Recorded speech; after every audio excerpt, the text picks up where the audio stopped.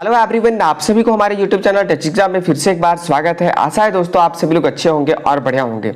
दोस्तों यहाँ पर झारखंड सरकार के द्वारा ई कल्याण की तरफ से एससी कैटेगरी के लिए यहाँ पर एक बहुत बड़ी अपडेट निकल कर आ चुका है स्कॉलरशिप से रिगार्डिंग। ठीक है, ये वीडियो काफी इंपॉर्टेंट होने वाला है उन सभी स्टूडेंट के लिए जो भी स्टूडेंट यहाँ पर एससी कैटेगरी में आते हैं, साथ ही साथ जो लोग भी स्कॉलरशिप भरने वाले हैं या फिर भर चुके हैं 2019 में या फिर 2020 में या फिर 2021 में या फिर 2022-23 या किसी भी टाइम आप भर चुके हो, तो आप सभी के लिए एक बहुत बड़ी यहाँ पर अपडेट निकल कर आ चुका है ई कल्याण की तरफ से। ठीक है, क्या अपडेट है कंप्लीटली हम इस वीडियो में बताएंगे दोस्तों, और कंप्लीटली आपको समझाएंगे कि क्या करना है आपको ताकि आपको यहाँ पर कंप्लीटली पैसा यहाँ पर आपको मिल पाए।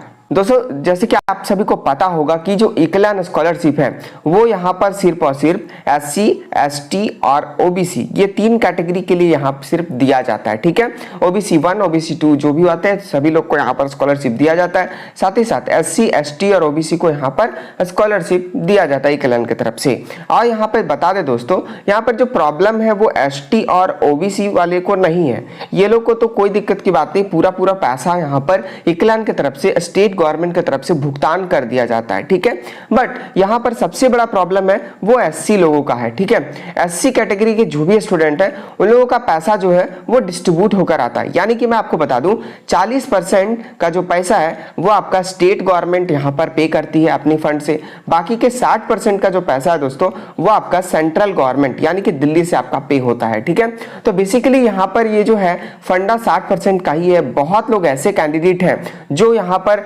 2022 में या फिर बोल सकते हो 2021 में यहाँ पर फॉर्म भरे थे, उन लोगों को स्कॉलरशिप यहाँ पर अभी तक जो 60% का स्कॉलरशिप है वो यहाँ पर नहीं मिल पाया है। ठीक है, इसी के रिगार्डिंग यहाँ पर ई कल्याण की तरफ से एक अपडेट है जो कि आपको जान लेना है दोस्तों। तो चलिए यहाँ पर देखते हैं क्या अपडेट है।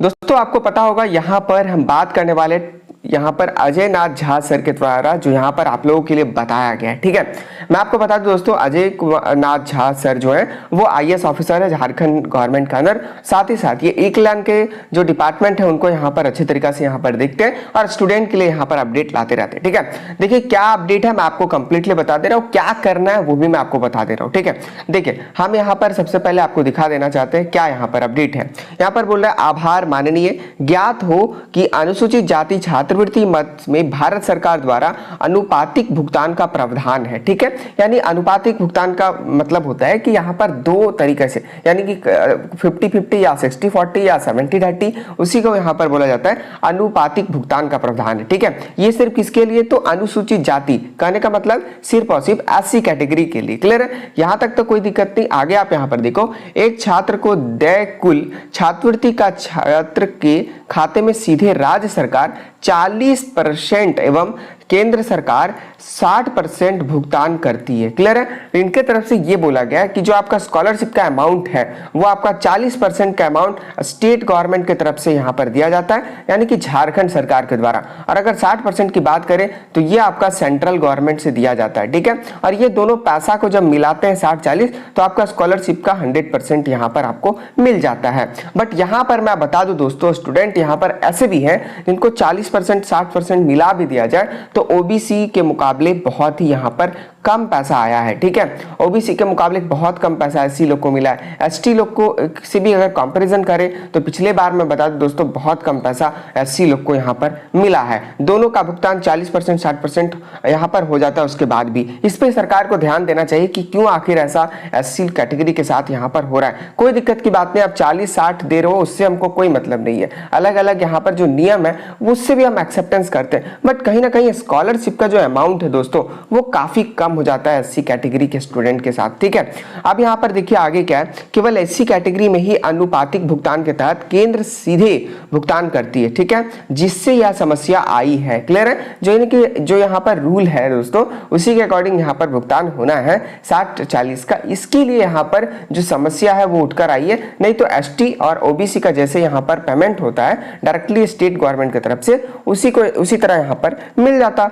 अब यहाँ पर देखिए क्या हुआ, जबकि एसटी और और ओबीसी कैटेगरी में राज्य सरकार के माध्यम से ही पूर्ण भुगतान होती है और केंद्र से राज्य को आवंटन प्राप्त होती है। ठीक है, यहाँ पर एसटी और ओबीसी का जो है उन लोगों का स्टेट गवर्नमेंट यहाँ पर पूरा भुगतान करता है और एक बार में स्कॉलरशिप पैसा यहाँ पर मिल जाता है। बट यहाँ पर आपके लिए अपडेट है, क्या है वही मैं बता रहा हूँ। देखिए यहाँ पर आपको यहाँ पर अपडेट आपको देखने को मिलेगा। यहाँ पर बोला जा रहा है कि अनुसूचित जाति संवर्ग के छात्र छात्राओं को सत्र 20-21 एवं 22-23, ठीक है, जो दोस्तों 20-21 में अप्लाई किए थे और 22-23 के सेशन में के लिए अप्लाई किए हैं के लिए राज्य सरकार के द्वारा दी जाने वाली 40% राशि का भुगतान किया जा चुका है। अगर हम बात करते हैं 20-21 में जो अप्लाई किए उनका 40% का भुगतान हो चुका है, साथ ही साथ 22-23 में भी जो अप्लाई किए वो 40% का भुगतान अपना ले चुके हैं। ठीक है, अब यहाँ पर जो प्रॉब्लम है वो यहाँ पर क्या है, तो यहाँ पर आप देख सकते हैं कि लिखा हुआ है परंतु केंद्र सरकार 40% की राशि का भुगतान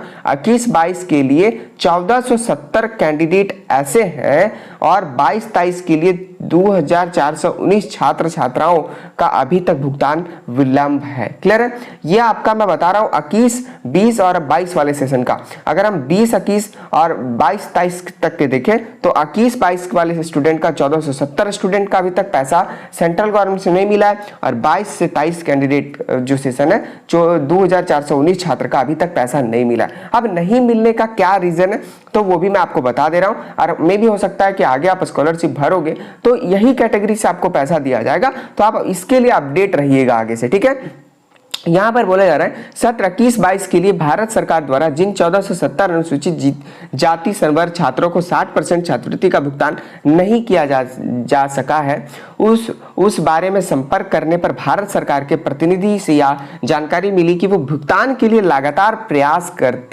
कर रहे हैं, किंतु पीएफएमएस के द्वारा किए गए ट्रांजैक्शन के कई कारण बताए गए हैं। जैसे क्या क्या कारण है जो पैसा नहीं आया, तो बैंक खाते को आधार से पुनः अपडेट कराना आदि।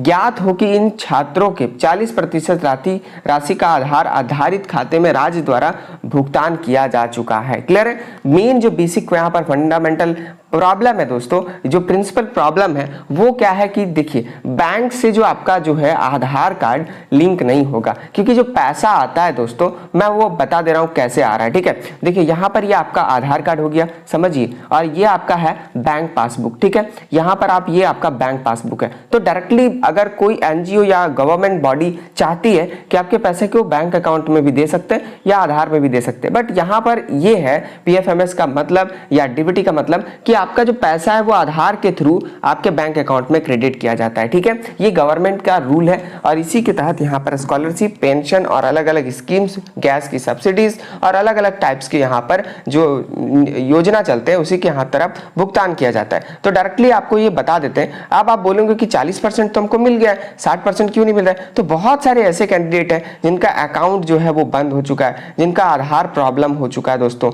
इसके लिए मैं बता रहा हूँ आप इसको जाकर अपने बैंक पे जाकर चेक करवा सकते हो, या फिर हम एक कंप्लीट वीडियो भी बनाए कि कैसे आखिर अपना आधार कार्ड को बैंक अकाउंट से लिंक है कि नहीं, वो चेक करने के लिए नीचे डिस्क्रिप्शन में लिंक है, आप वहां पर भी जाकर देख सकते हो। अब इसके लिए क्या करना है तो मैं आपको बता रहा हूं। देखिए क्या अपडेट बोला है, सत्र 21-22 में 1470 छात्र छात्राओं की रिजेक्शन के कारण की उक्त जानकारी अगले 48 घंटे में राज्य के ई कल्याण पोर्टल पर छात्र छात्राओं के लॉगिन पर अपडेट कर दिया जा रही है। अब जो भी प्रॉब्लम है आपका पैसा नहीं आने का, कि आपका बैंक से एक्टिवेट नहीं या आधार लिंक नहीं है, या फिर आप बैंक आपका जो है फ्रीज हो चुका है, या फिर बैंक अकाउंट डॉर्मेंट हो चुका है, तो जो भी अपडेट रहेगा वो आपके जो स्कॉलरशिप का जो लॉगिन आप करोगे और स्टेटस पे जाकर देखोगे तो वहां पर आपको अपडेट इसका मिल जाएगा।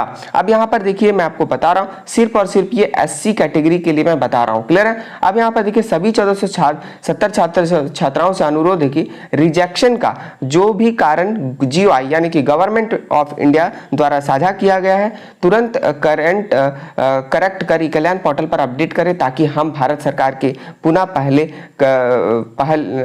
यहाँ पर बोला पहल पर जल्द से जल्द छात्रवृत्ति का भुगतान करा सके। ठीक है, देखिए मैं एक चीज आपको बता देता हूँ, इसके बावजूद यहाँ पर ये बोला गया कि आप अपना लॉगिन करके देखो, अगर जो भी अपडेट आपका होगा वो आप यहाँ पर अपडेट पे काम करो और तुरंत यहाँ पर आप अपने जो ई कल्याण पोर्टल है वहां पर अपने लॉगिन करके अपडेट कर दो, ताकि आपका जो भुगतान है वो जो बकाया है वो आपका पूरा हो सके। दोस्तों मैं एक चीज आपको बता देना चाहता हूं, अगर आप स्कॉलरशिप यहां पर भरे हो या फिर भरने वाले हो, यहां पर ई कल्याण और झारखंड सरकार कभी नहीं चाहता है कि आप लोग को स्कॉलरशिप नहीं मिले। वो हरदम ट्राई करते हैं कि आपको स्कॉलरशिप मिले। अगर एक बार आपका final approval A by A officer हो जाता है दोस्तों, तो आपके नाम से पैसा जो है वो अलाउड हो जाता है कि आपको ये पे करना ही करना है। अगर आप पैसा नहीं लेते हो तो वो गवर्नमेंट के बैंक अकाउंट या फिर बोल सकते हो गवर्नमेंट के पास आपका पैसा सेफ रहता है। जैसे ही आपका अपडेट हो जाता है दोस्तों, वो आपके अकाउंट में क्रेडिट कर देते हैं। मैं यहाँ पर बिल्कुल देख रहा हूँ दोस्तों, भले ही एससी कैटेगरी के स्टूडेंट का पैसा कमाया है, बट स्कॉलरशिप ई कल्याण का मैं देख रहा हूँ पिछले साल के मुकाबले तो काफी अच्छा यहाँ पर काम कर रहा है। काफी अच्छा यहाँ पर स्टूडेंट को स्कॉलरशिप दिया जा रहा है, टाइम पे यहाँ पर भुगतान किया जा रहा है, और इसी के मद्देनजर देखते हुए कभी नहीं चाहता है ई कल्याण की आपका पैसा जो है वो आपको ना मिले। ये सभी लोग बोलते हैं कि जो भी यहाँ पर डिपार्टमेंट की अथॉरिटी है या फिर जो अभी आपका ई कल्याण में है, वो हरदम यहाँ पर चाहते हैं कि स्टूडेंट का पढ़ाई जो है दोस्तों वो कभी यहाँ पर ना रुके, यहाँ पर पैसे के वजह से। स्कॉलरशिप पे बहुत स्टूडेंट पढ़ते हैं, प्राइवेट कॉलेजेस पे एडमिशन लेके झारखंड के बाहर भी जाकर पढ़ते हैं, तो 100% यहाँ पर स्कॉलरशिप आपको मिल जाएगा। जो भी अपडेट हम एससी कैटेगरी के लिए बताए हैं उस पर आप यहाँ पर जाकर लॉगिन करके देख लीजिए, अगर आपको पूरा भुगतान नहीं हुआ है तो। और अगर आप एससी कैटेगरी के स्टूडेंट हैं तो एक बार आप जरूर यहाँ पर लॉगिन करके देख ले कि आपका ई कल्याण जो स्टेटस पोर्टल है वहां पर क्या अपडेट आपको कुछ आया हुआ है या नहीं आया हुआ है। जो भी अपडेट रहेगा प्लीज आप अगर देखेंगे तो हमें कमेंट करिएगा, या फिर हमको अगर अब जैसा भी अपडेट मिलेगा हम आपको वीडियो बनाकर बता देंगे। वीडियो अगर अच्छा लगा होगा दोस्तों तो प्लीज वीडियो को लाइक करें, चैनल पर नए तो प्लीज आप सब्सक्राइब करें ताकि रेगुलर और भी अपडेट मिलते रहे। Thanks for watching, have a nice day.